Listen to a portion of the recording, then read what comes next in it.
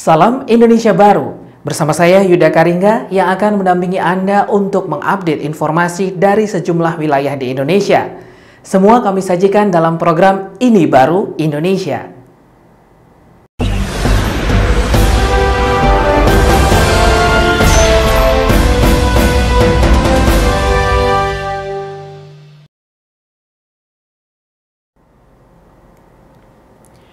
Kita masuk ke berita pertama, Saudara. Aparat gabungan terdiri dari polisi dan Satpol PP Kabupaten Bogor, Jawa Barat merazia kawasan wisata Kebun Teh Puncak.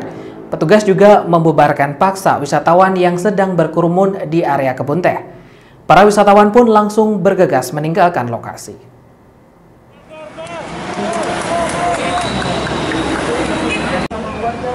Puluhan wisatawan dari berbagai daerah yang tengah menikmati suasana Kebun Teh Puncak Bogor, Jawa Barat terpaksa dibuat berlarian.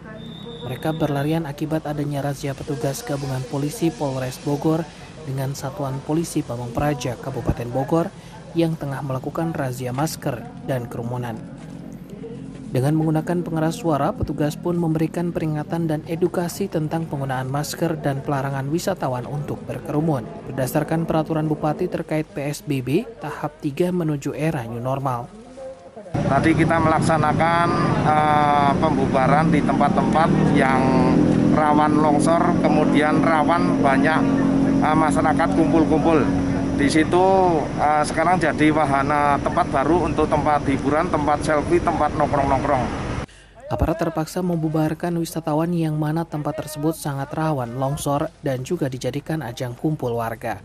Hal ini tentunya berbahaya sekali, menjadi klaster baru penyebaran virus COVID-19 serta menjadi biang kemacetan di kawasan puncak.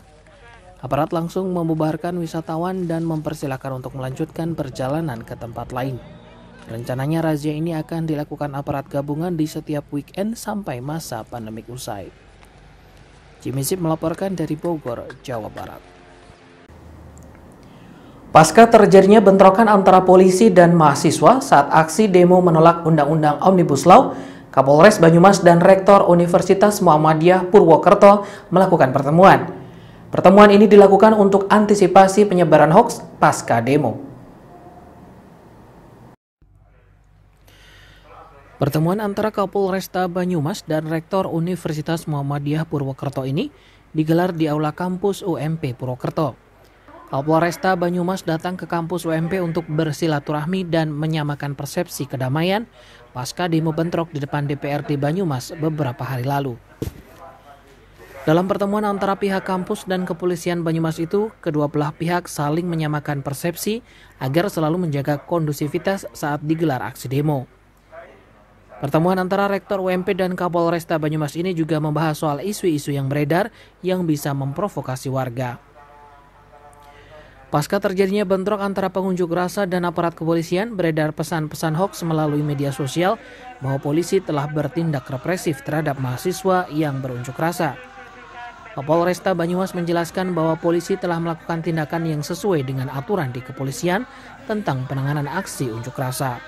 Kalau situasinya sekarang ini memang ya udah diimbau kepada rekan-rekan adik-adik mahasiswa kalau misalkan melaksanakan ini bisa memperketat kembali dalam artian orang-orang yang menunggangi atau orang-orang yang berkepentingan lain itu bisa di-cut dengan memperkuat persatuan mahasiswa itu sendiri. Ya, saya kira hasutan lalu kemudian tunggangan itu akan selalu terjadi, baik dari dulu maupun besok-besok. Ini yang kemudian satu hal yang perlu diwaspadai oleh teman-teman mahasiswa. Biar niat suci, keinginan baik teman-teman mahasiswa untuk melakukan kritik terhadap kekuasaan yang memang dinilai ada beberapa hal yang perlu dikritik, itu jangan sampai ditunggangi oleh pihak tertentu yang mereka mempunyai kepentingan politik tertentu. Saya kira itu. Muhammad Bima Ardiansyah melaporkan dari Purwokerto. Beragam cara dilakukan untuk mensosialisasikan agar jangan takut ke TPS saat pilkada nanti. Salah satunya melalui kegiatan senam bersama seperti dilakukan warga Purwo Binangun, Pakem, Sleman, daerah istimewa Yogyakarta ini. Untuk tanggal 9 Desember jangan lupa dan nggak usah takut untuk datang ke TPS. Beginilah cara warga di Purwo Binangun, Pakem, Sleman, Daerah Istimewa Yogyakarta untuk mensosialisasikan agar jangan takut ke TPS saat pilkada tanggal 9 Desember mendatang. Akibat pandemi, tidak sedikit para calon pemilih di wilayah tersebut, terutama kalangan ibu-ibu dan lansia yang takut pergi ke TPS karena khawatir terjadi klaster baru penyebaran COVID-19 di pilkada. Kondisi ini tentu menimbulkan keprihatinan tersendiri warga di Purwo Binangun, Pakem, Sleman. Dengan inisiatif sendiri, mereka pun terus menggelar berbagai kegiatan untuk mengajak masyarakat tidak takut menggunakan hak pilihnya pada pilkada nanti. Salah satunya melalui kegiatan senam bersama seperti digelar warga dan para pedagang di Pasar Srowolan ini. Apalagi KPU setempat sudah menjamin pelaksanaan pilkada akan menggunakan protokol kesehatan yang ketat, sehingga potensi penularan COVID-19 di pilkada bisa diminimalisir. Sebagian warga ada yang ragu, tapi nggak usah takut karena TPS sudah disiapkan oleh KPU semua pakai protokol kesehatan. Baik untuk nanti kita mau masuk dan nanti di dalam sampai selesai. Kita semua sudah pakai protokol kesehatan. Begitu juga nanti yang pakai APD. Nanti semua KPU yang nunggu di tiap-tiap TPS itu sudah ada. Jadi mari masyarakat nggak usah takut. Kita ke TPS masing-masing. Kita nanti sehat, tidak akan kena COVID karena semua sudah dilayani dengan protokol kesehatan. Diharapkan dengan cara ini tingkat partisipasi masyarakat pada pilkada nanti bisa lebih ditingkatkan.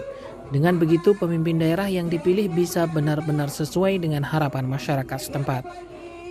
Trike Desiana melaporkan. Terima kasih Anda masih setia menyaksikan program kami. Ini saatnya kami ajak Anda menyaksikan berita ekonomi yang kami kemas dalam UMKM Bangkit.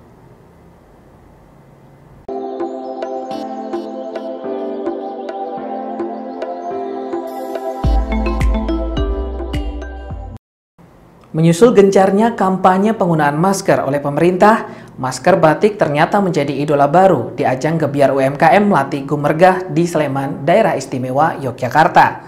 Di ajang tersebut, masker ini terlihat diserbu warga karena dianggap lebih indah dan nyaman digunakan.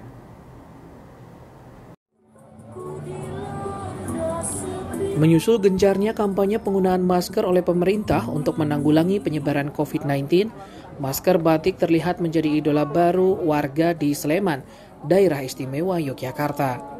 Belum lagi acara dimulai, stand-stand yang menjual masker batik di ajang Gebyar UMKM Melati Gumergah di Komplek Embung Senja, Melati ini terlihat sudah diserbu pengunjung. Salah satunya seperti terlihat di stand UMKM batik alusan ini. Berbagai model masker batik ditawarkan di stand ini dengan harga bervariasi mulai dari Rp20 hingga Rp25.000 per buah. Masker-masker batik ini dibuat para perajin dengan memanfaatkan sisa-sisa kain batik untuk mencari tambahan penghasilan di masa pandemi, karena omset penjualan menurun hingga lebih dari 70%. Mulai dibuat pada bulan April lalu, pemasaran masker-masker batik ini sudah merambah ke berbagai wilayah di tanah air. Warga mengaku senang membeli masker batik ini karena selain lebih indah dengan motif-motifnya yang eksotik, masker batik ini juga lebih nyaman saat dikenakan. Sebenarnya kita fleksibel ya. Kita bikin masker gini istilahnya cuma sisa-sisa kain daripada terbuang, kita manfaatkan, kita bikin masker. Jadi itu sangat bermanfaat sekali karena sekarang dari pemerintah kan menganjurkan harus pakai masker. Apa sih yang menariknya masker batik ini dibanding masker biasa apa? Salah satunya kita ada desainnya. Masker itu kan dibikin yang lebih unik, yang lebih menarik. Ya kalau dari yang masker biasa itu kan polos. Kita ada segi seninya, seni batiknya kita bikin masker. Selain kita orang Jogja, pakai batik itu juga adem mas, menyerap. Kalau dari sisi motifnya Bu? Motifnya tadi ambil yang apa mbak? Ambil yang parang.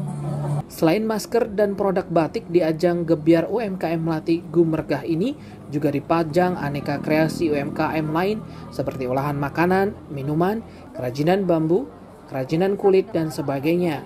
Ajang yang menampilkan 48 stand dari 83 pelaku UMKM dari Forum UMKM Kapanewon Melati ini digelar untuk menjaga dan meningkatkan kembali produktivitas UMKM di Melati yang sempat terpuruk akibat dampak pandemi COVID-19.